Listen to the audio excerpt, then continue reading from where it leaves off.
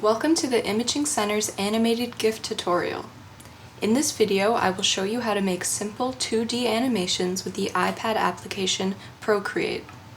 These animations can then be exported as GIFs. Once you have your GIFs, you can send them to friends, family, you can put them online, or maybe you just want to practice your animation. All of that's great.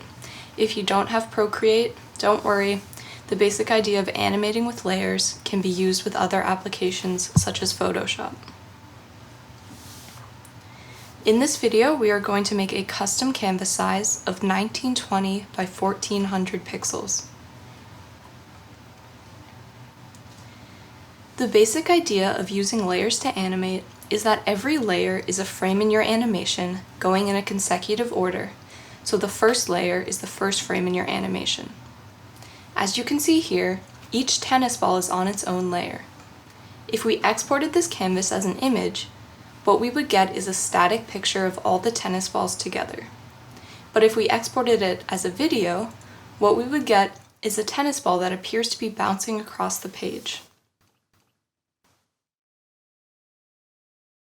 Now that we understand that basic idea, let's look at some simple animation techniques we can use to make animated GIFs.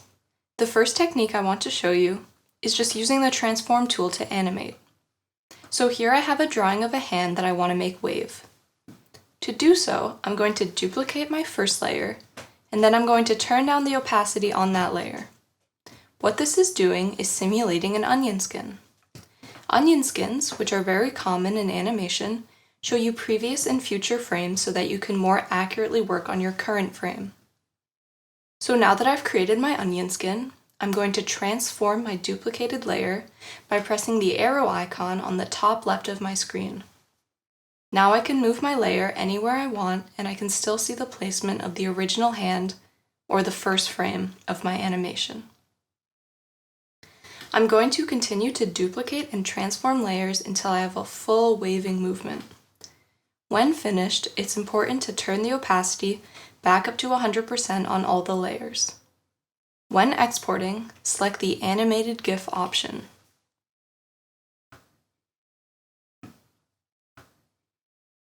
The second technique involves tracing over drawings to add a wobbly movement. So here I have some line drawings of oranges. Before I make a new layer, I'm going to turn the opacity down on my current layer, simulating an onion skin.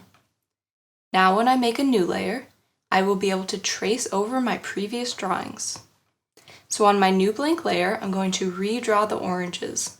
It doesn't need to be a perfect replica.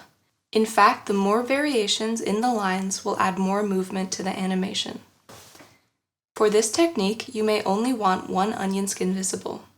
To do so, simply turn off the layers you don't want to see. I'm going to continue to create new layers and trace over previous onion skins, and then I'm going to go back and color in the oranges on each layer.